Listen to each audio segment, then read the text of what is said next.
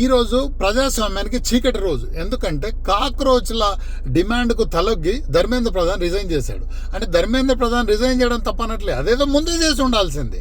లేదంటే పార్లమెంట్ సమావేశాలకు ముందు మంత్రివర్గంలో మార్పులు చేర్పులు ఉంటాయన్నారు. ఆ మార్పులు చేర్పులు ఆయన తప్పించి వేరే శాఖ కన్నా మార్చడము లేదా వేరే వాళ్ళని ఇందులో పెట్టడం అట్లా చేసి ఉండాల్సింది.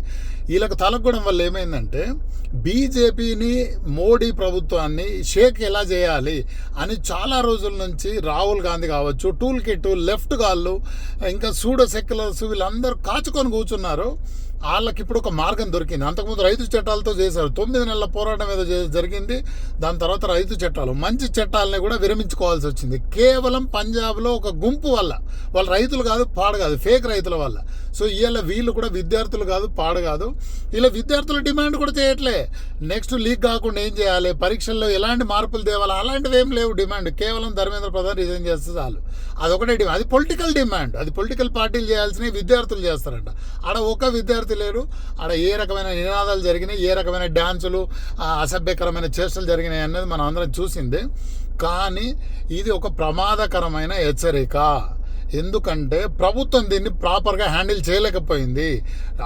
మొన్న జూలై 20th రోజు ఆల్మోస్ట్ పరిస్థితి చేతులు తప్పిపోయింది అనుకున్నారు అందరూ. ఎందుకంటే అలాంటి పరిస్థితులు క్రియేట్ అవుతూ ఉన్నాయి. దేశవ్యాప్తంగా కూడా స్ప్రెడ్ అయ్యే అవకాశం ఉంది. ప్రభుత్వం నిజంగానే భయపడి ఉండొచ్చు.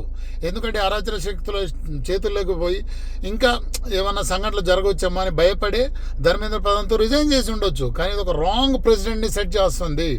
రేపు పొద్దున బయట విదేశీ శక్తులు కావచ్చు, మన దేశంలో ఇప్పుడు అరవింద్ కేజ్రీవాల్, రాహుల్ గాంధీకి అర్థమైపోయింది వాళ్ళ వల్ల చేత కాదు, ఎన్ని ప్రాపగండ తెచ్చినా దేశంలో అరాచకం చేయలేమని వాళ్ళకి అర్థమైపోయింది.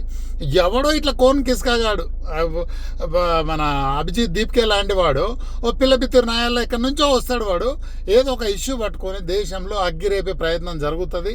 ఇవి రానున్న రోజుల్లో ఇంకా కూడా జరిగే అవకాశం ఉంది.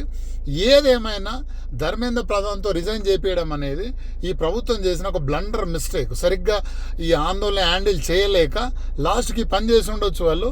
కాకపోతే దీనివల్ల రాజకీయంగా బెనిఫిటా లాస్ అనేది పక్కన పెడితే ఇలాంటివి భవిష్యత్తులో ఇంకా జరగబోతున్నాయని మాత్రం అర్థమైంది.